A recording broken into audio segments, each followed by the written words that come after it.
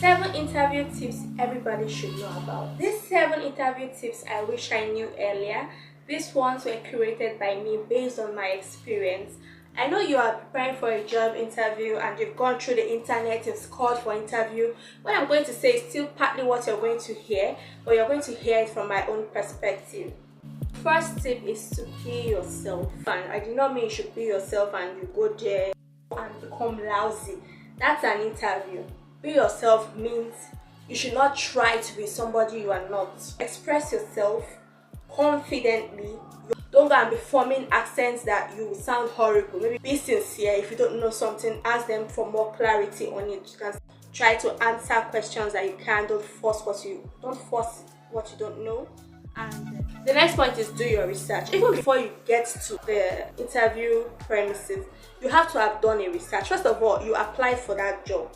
So you cannot tell me you applied for a job and you do not know what the job entails. You did not read what is expected of that role. You did not read about the company, you just sent your CV.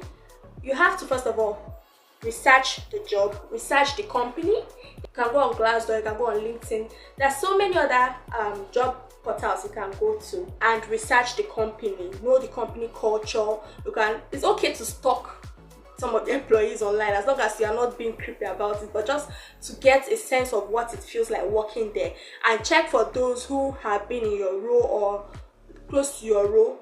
Try and understand how it works. Browse responsibilities for this particular role. Let's say you're applying for a receptionist. Browse what is expected of a receptionist. Like, be in line with that job. Be ready for it. Think about your life. I'm applying for a receptionist role. I need to be able to be somebody that can make small talk, somebody who is polite, who smiles. Like, you put yourself already in that shoe, in that position. Think of what you have, because this is going to help you with answering questions and making your own questions too that you will ask the interviewers, the HR people, or whoever it is that is there. So think outside the box. You know how interview is. You go, you sit down, they call you, you face a panel of judges, and then you answer questions that are thrown at you. Sometimes do something very crazy. I watched a movie where a woman, they were having a board meeting and she walked into the meeting. She heard them discussing about a man and a company, I think their competition or somebody who's trying to buy or they're trying to buy. And she just butted in and just made a statement that he's not going to sell based on this, but this is what is good. And they were asking her like, who are you? And she was like, I'll be your secretary if you'd employ me. And then she went ahead to tell them things about the other competition, and they were like shocked. She said she had applied to the company, but she wasn't taken probably because of her age, and if that is true, then she's going to have to see the labor union for them refusing to employ her because of her age. So that is something of thinking outside the box. She was done. She had enough of come and sit down, and this time around now she had to take matters into her hand by butting into the boardroom. But I don't advise you to butt into the boardroom. You might go there and they will ask security to take you out. Something I did one time was I prepared a slide, and when they had done the usual traditional of asking me questions, they were asking me a lot of questions, and I told them, I would like to answer your question, but I have a slide presentation I can use to answer some of your questions. Is that okay with you? And they're like, this is a first. And they let me, I plugged in my slide, and then I answered. I had researched the company, I had researched the role, I answered their questions with the slide. I told them what I was going to do, and I got the job. So you can think outside the box. There are some things you may see that you may be able to do. Don't go and tell them that their door is bad, like somebody on Twitter said he told them that the door is bad and he can fix it.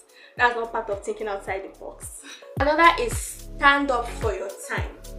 I really can't say if this is going to work for entry-level roles, but for professionals, you're a professional, you're a specialist in your field, this is not your first rodeo, you have to stand up for your time. Somebody cannot invite you for an interview by 10 o'clock and you get there by 10 and you've waited 5 minutes, 10 minutes, 15, 20, 30 minutes, 1 hour, 2 hours, going to 2 hours, and they haven't called you in. It's not like there's a queue of people waiting there. There was a queue and then everybody was going in one by one, and maybe you had a number. That's a different case. But in this case now, you are waiting. You have let them know that you are here. They are aware that you're there, and they just keep you waiting. The companies in this part of the world, in Nigeria, they are very guilty of this. Why did you give me a time when you cannot keep to the time? It's already showing me that your company culture is bad, because The fact that I'm applying for a job in your company does not mean that I'm jobless actually. I may already have a job, and I took time from this other place to come and attend an interview, and you are just keeping me waiting. It doesn't speak good of that company. If you are an HR person or an MD or whoever it is and you do this, it doesn't speak good of you. Some people will say, oh, they wanted to test you if you have patience. What has my patience got to do with my job role?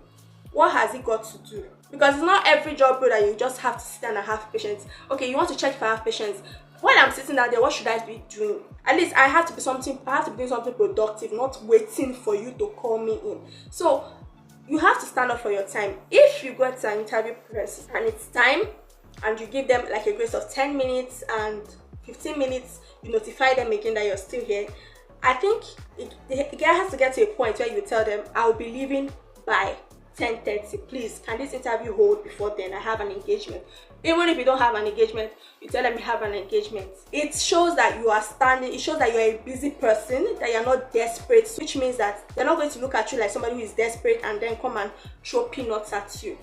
It shows them that you're not desperate and that you have good time management. So you have allocated 30 minutes for an interview, 1 hour for an interview.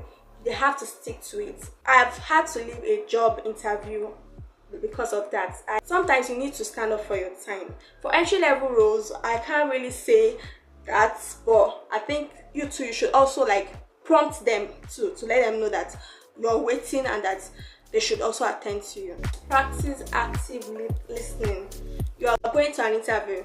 The only way you can answer those questions correctly is if you were actually listening. Don't go and zone out. Don't go and start thinking of something else. It's going to show. When somebody is no longer in the room there with you, they are there physically but they are not there mentally, it shows. So don't go and zone out. Listen attentively. Sometimes look at their body. You may get some cues from their body language. Read between the lines. Brings us to number 6, which is ask thoughtful questions.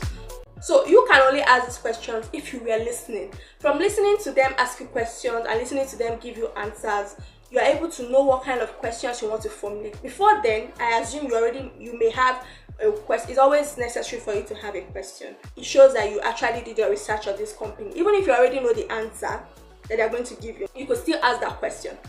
You may think you know the answer, but they may give you a different answer. So always have a question or two to ask. Thoughtful questions. Don't ask very unnecessary questions. Ask very thoughtful questions related to your role.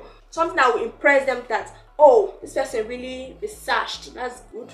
So from asking them questions and they answering you could tell you whether this is a company you want to work with.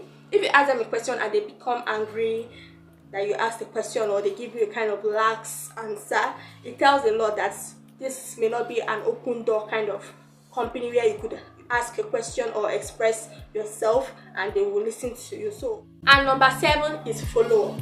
So presented yourself genuinely and well dressed for the occasion. I didn't put that because I want to believe that it is common sense that when you are applying for a job, you dress the part. You are dressed the way you are dressed. You have to dress the part. Outfit is different from dressing. You should have an interview outfit. You should have a working outfit. You cannot be going for a 9-to-5 job in, let's say, a finance firm, and you're wearing jeans. You didn't tuck your shirt in. Just wear whatever shoes you want to wear. Be yourself, but be a chameleon. You have, like I said, wear something comfortable for you. Maybe let's say you're a lady, you don't like wearing skirts. Wear trousers. There's pant trousers. Wear jackets. There's gown. So you have to like pick an outfit out of the suitable outfits that resonates with you, that you like. So you cannot tell me, oh, I don't like wearing corporate wears, and you are applying for a 9-to-5 job where you sit in the office. Why don't you go to maybe all these new startups where they allow them to dress however they like, maybe the media company.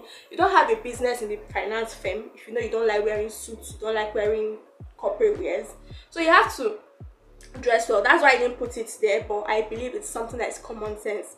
After being your genuine self and asking questions and listening attentively and thinking out of the box, you have gone home. They tell you we'll get back to you. Sometimes you can know whether you pass an interview or not even before leaving there. You get the hunch. You can know whether, oh, I did well or no, I didn't do well. So if you feel you did well, you connected well with them, and I would say give them 5 days, 5 working days. After 5 working days, you don't hear from them, you call or you send an email. If you had somebody in the company that invited you for an interview, you can call to ask, I want to know, is the interview, are you done? I want to know how, if the role has been filled, how well I did. You can do that, or you send them an email that you had an interview with them here for the role of this. You want to follow up and know if you were successful. Now, a lot of Nigerian firms, they ignore people. If you send a follow-up email most time, although now a lot of them are beginning to answer people, but follow up, because sometimes you never can tell. Something may have gone wrong. They may have misplaced your CV or something somewhere and they've forgotten you. So you have to ask. So this helped me, because one time I interviewed for a role. I felt I did okay. And then I followed up. I waited a week, had passed 2 weeks. I didn't hear from them. Then I called the person who invited me for the interview, and I like, you guys called me for an interview and I came and there's no feedback as to whether I was successful or not. And he told me, oh, very sorry, the role has been filled, but he will just ask the HR to get back to me. He actually went and asked the HR to get back to me to tell me that I wasn't successful, send me the email to let me know that I wasn't successful. And just then, another department head had requested for team member. They requested for a role that was filled. So the HR was like, yes, I know this person. I think she did fantastic in the interview process. She was fantastic. If we hadn't chosen this person, we would have gone for her. Department head, I think you may like her. She passed for us. I don't know if you like. And the department head was like, okay, fine, send her to me. Let me just talk to her. Since I wasn't present in your own interview, let me talk to her and know if she's the quality material that I want. And that was how I was asked to speak to this department head. I spoke with her. She gave me some tasks to do. She actually gave me an assignment to do, and I did it. And she was like, yeah, she's in. And that was how I got the job. So imagine I did not remember to reach out to follow up. They would have just buried my CV like that. They would have forgotten about me. This department head would have started from the beginning again to start getting candidates to apply for this department. But because I had followed up and I was fresh in their mind, they were able to recommend me. So I wish you success in your interview. Try and implement the 7 tips that I've given, and also look for more for you. Bye.